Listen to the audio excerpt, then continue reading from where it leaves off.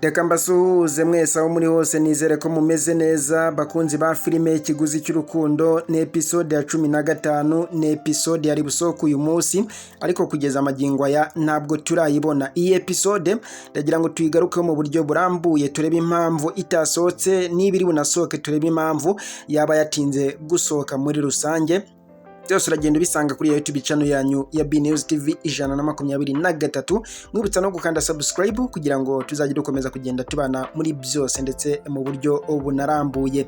Turaza no kugaruka kuri bamwe na bamwe bari kuba bayigaragaramo, ndavuga episode ya 15 kuri iyi filime Ikiguzi cy'urukundo, ndetse tugende tubagaruka mu buryo burambuye, turebe n'ibindi bitandukanye n'ubundi ibyerekeranye n'iyi episode mu buryo bwose bugiye butandukanye.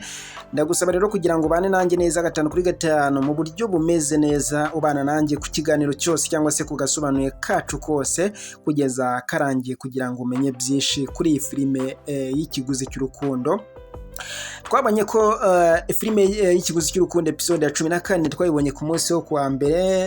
Uyu munsi kuwa gatatu twari twiteze episode ya 15 ariko ntabwo turayibona kugeza amagingo aya.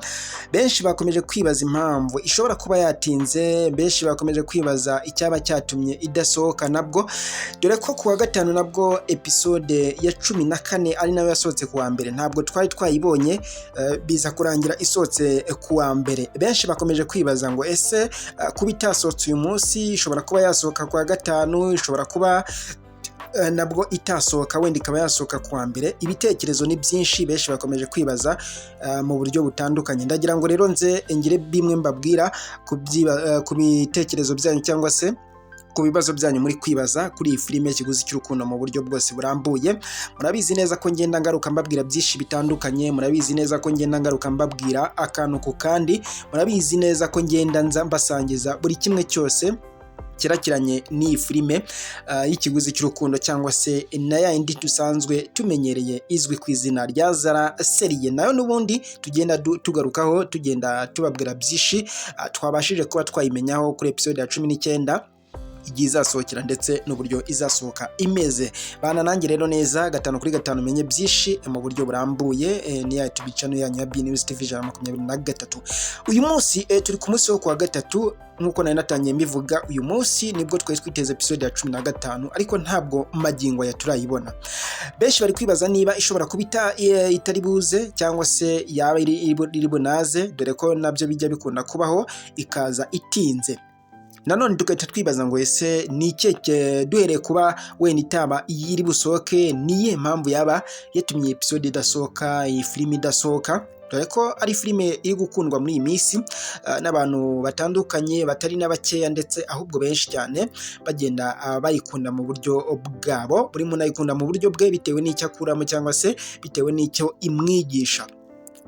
Bityo rero na buri wese agenda atekereza impamvu itasohowe cyangwa se itasohotse ku ruhande rwe, buri wese akagenda bitekereza buri ukwe uko abyumva. Ndagira ngo rero mwese nze mbabwira impamvu cyangwa se nze mbabwira bimwe mu bintu bishobora kuba byatumye iyi episode idasohoka, dore yuko iyo umuntu umwe ari gutekereza ukwe n'undi agatekereza ukwe, cyangwa se umwe akabona igitekerezo cy'undi ariko agasanga atari cyo yatekerezaga cyangwa se kidahuye n'icyo yatekerezaga, ibyo byose n'ubundi bigenda bisa nkaho bibamo imbusane, bigenda bisa nkaho bitari kumwe cyangwa se bidahuye. Ibyo ngibyo ngira ngo murabizi, benshi mumaze kugenda mubimenyera. Ndagira ngo rero mbabwire impamvu.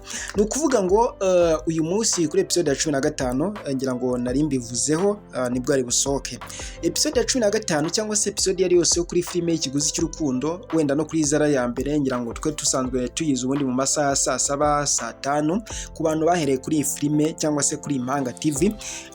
Filime zose akenshi cyangwa se rimwe na rimwe ariko kenshi zasohokaga ku isaha y'isa 5, zaba zakabije nabwo habaye nk'ikibazo runaka ugasanga zisohotse hagati ya saa 11 ndetse na saa 12. Nayo masaha filime yasohokeragaho. Uhereye kuri filime za mbere, hari filime zabanje zitwa Mayifada, hari yakurikiyeho yitwa Ikiguzi cy'urukundo, hari niyo ngiyo yitwa Zara serie, n'iyi ngiyi tugezeho yitwa Ikiguzi cy'urukundo. Abazibonye cyangwa se abazizi izo filime zose barangira ngo bazi uburyo zasohokaga kandi ndabizi ko benshi mukirimo mukurikije uburyo mwari mwazikunze, uburyo zabaga zimeze